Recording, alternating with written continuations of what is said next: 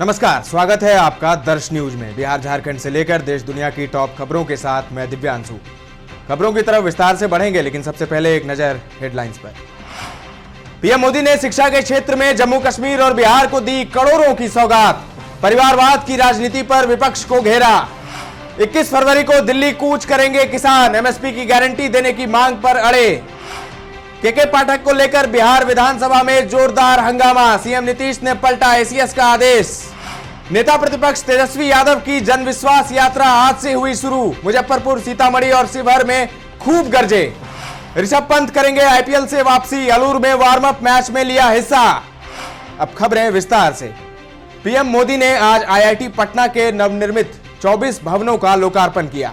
IIT Patna परिसर के विस्तार के द्वितीय चरण में हुए निर्माण नवनिर्मित अकादमिक और आवासीय भवनों के निर्माण में 466 करोड़ की लागत आई है। संस्थान परिसर में आयोजित होने वाले समारोह में शामिल होने के लिए राज्यपाल विश्वनाथ आर्लेकर और मुख्यमंत्री नीतीश कुमार वर्चुअली शामिल रहे। आईआईएम बोधगया और भागलपुर ट्रिपल आईटी संस्थान के भवनों का भी उद्घाटन किया। पीएम मोदी ने जम्मू और कश्मीर में हजारों करोड़ों रुपए की परियोजनाओं की शुरुआत की। इस दौरान उन्होंने जनसभा को संबोधित किया और परिवारवाद की राजनीति पर विपक्षी दलों को भी घेरा। उन्होंने बगैर नाम लिए आरोप लगाए कि सरकारें सिर्फ एक ही परिवार को आगे बढ़ाने में लगी रही। उन्होंने कहा कि परिवारवाद की राजनीति में सबसे ज्यादा नुकसान युवाओं का होता है। पीएम मोदी ने अनुच्छेद 370 को दीवार बताया। उन्होंने कहा, इस दीवार को भाजपा की सरकार ने हटा दिया है। अब जम्मू कश्मीर एक संतुलित विकास की ओर बढ़ रहा है। बिहार शिक्षा विभाग के अपर मुख्य सचिव केके पाठक के फैसले को लेकर बिहार विधानसभा में आज हंगामा हो गया। बजट सत्र की कार्यवाही के दौरान सदन में विपक्षी सदस्यों ने शिक्षकों के मुद्दे को लेकर प्रदर्शन किया। विपक्षी विधायक शिक्षक वेल में आ गए और नीतीश सरकार के खिलाफ नारेबाजी करने लगे। उन्होंने नियोजित शिक्षकों की छुट्टियों, सक्षमता परीक्षा के पैटर्न के साथ ही स्कूलों के समय में बदलाव के मुद्दे पर नीतीश सरकार को घेरा। आरजेडी विधायकों ने कहा कि स्कूलों का समय सुबह 9 से 5 बजे किया गया है, जिसे बदला जाए। इसके बाद सीएम नीतीश कुमार अपनी सीट पर खड़े हुए और उन्होंने कहा कि अगर ऐसा है तो वे केके पाठक को आज ही बुलाकर स्कूलों का समय बदलवाएंगे। उन्होंने सदन में स्कूल का समय पहले की तरह सुबह 10 से शाम 4 बजे तक करने की घोषणा की। वहीं आज इसको लेकर आदेश भी जारी हो गया है। बिहार लोक सेवा आयोग यानी बीपीएससी के पूर्व अध्यक्ष अतुल प्रसाद के रिटायरमेंट के बाद बीपीएससी की कमान अब इम्तियाज अहमद करीमी को सौंपी गई है, जो तीसरे चरण की शिक्षक भर्ती समेत कई अहम कामों को देखेंगे।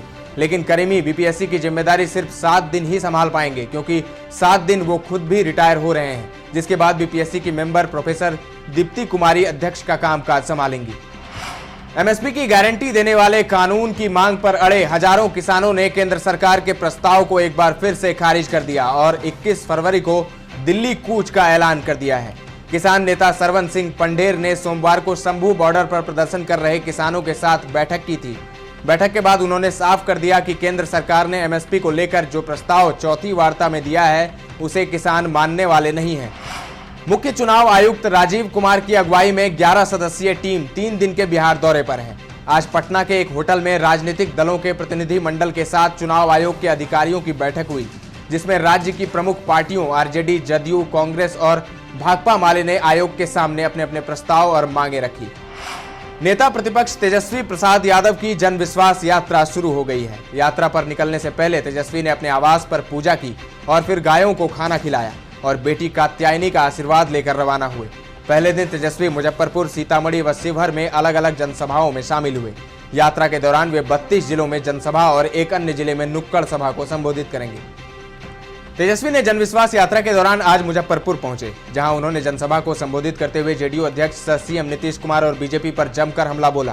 तेजस्वी ने नीतीश को पुराने ख्यालात का बताया और कहा कि उनका अब कोई विजन नहीं है और ना ही गठबंधन बदलने का कोई रीजन है, बस इधर उधर करना ही काम है। तेजस्वी ने कहा कि हमने जो रोजगार और नौकरी की लकीर खींची है, अब देश में कोई भी नेता हो, कोई भी सरकार हो, अब वो नौकरी की बात करेगी।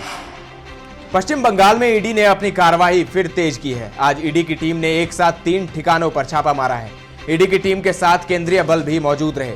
जिस 3 ठिकानों पर ईडी ने छापा मारा है, उसमें हावड़ा का सांकराइल स्थित डेल्टा जूट मिल, बालीगंज स्थित जूट मिल के मालिक का घर और कोलकाता के काउंसिल हाउस स्ट्रीट स्थित डेल्टा कार्यालय शामिल है।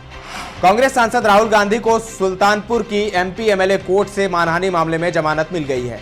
राहुल गांधी को जमानत मिलने के बाद दूसरे पक्ष के अधिवक्ता संतोष पांडे ने कहा कि उन्होंने आज अदालत में आत्मसमर्पण कर दिया उन्होंने आत्मसमर्पण किया और अदालत ने उन्हें 30 से 45 मिनट के लिए हिरासत में ले लिया। उसके बाद उनकी जमानत याचिका प्रस्तुत की गई थी, जिसे अदालत ने स्वीकार कर ली। आगे की तारीख अभी नहीं दी गई है। चंडीगढ़ मेयर चुनाव को लेकर सुप्रीम कोर्ट ने अहम फैसला दिया है। अदालत ने मेयर चुनाव में पड़े वोटों की दोबारा से गिनती का आदेश दिया है। चीफ जस्टिस की अगुवाई वाली बेंच ने बैलेट पेपर्स की जांच के बाद कहा कि जिन 8 वोटों को अवैध घोषित किया गया था वे आप कैंडिडेट कुलदीप कुमार के पक्ष में पड़े थे। इस तरह चंडीगढ़ में अब आम आदमी पार्टी का मेयर बनने का रास्ता साफ हो गया है। अदालत ने कहा कि हम आदेश देंगे कि मेयर चुनाव में वोटों की गिनती फिर से की जाए। इसके अलावा उन 8 वोटों को भी अवैध माना जाए जिन्हें खारिज कर दिया गया था। आय से अधिक संपत्ति के मामले में दायर शिबू सोरेन की याचिका पर दिल्ली हाईकोर्ट में सुनवाई हुई। लोकपाल की जांच का सामना कर रहे जेएमएम प्रमुख व सांसद शिबू सोरेन ने दिल्ली हाईकोर्ट में लेटेस्ट पेटेंट अपील यानी एलपीए दायर कर एकल पीठ के आदेश को चुनौती दी थी, जिसमें लोकपाल की जांच पर रोक लगाने से इनकार करने के हाईकोर्ट के एकल पीठ के आदेश को निरस्त करने की मांग की गई थी। झारखंड के सीएम चंपई सोरेन ने गिरिडीह स्टेडियम में आयोजित अबुआ आवास योजना के तहत स्वीकृत पत्र वितरण समारोह में कहा कि अगले 3 महीने में 9 लाख परिवारों को अबुआ आवास योजना का लाभ दिया जाएगा। हर खेत में पानी पहुंचाना उनकी सरकार का लक्ष्य है और इस दिशा में सरकार काम कर रही है। हमारी सरकार शिक्षा का अलग जगा रही है, सड़क कनेक्टिविटी बढ़ाने में सरकार काम कर रही है, रोटी कपड़ा और मकान उपलब्ध उनकी सरकार की प्राथमिकता है। खबर खेल जगत से, इंडियन प्रीमियर लीग यानी आईपीएल 2024 में ऋषभ पंत की वापसी पर लगभग ठप्पा लग गया है। क्रिकबज़ की रिपोर्ट के मुताबिक ऋषभ पंत ने अलूर में वार्म अप मैच में भी हिस्सा लिया और वह मैच फिटनेस हासिल कर चुके हैं। बेंगलुरु के पास अलूर में पंत ने जो वार्म अप मैच खेला वह उनके एक्सीडेंट के बाद का पहला मैच था। भारतीय क्रिकेट कंट्रोल बोर्ड यानी बीसीसीआई और फ्रेंचाइजी टीम दिल्ली कैपिटल्स के करीबी सूत्रों ने भी जानकारी दी है कि पंत आईपीएल 2024 में मैदान पर नजर आएंगे। हालांकि यह साफ कहा जा रहा है कि पंत विकेट कीपिंग नहीं करेंगे।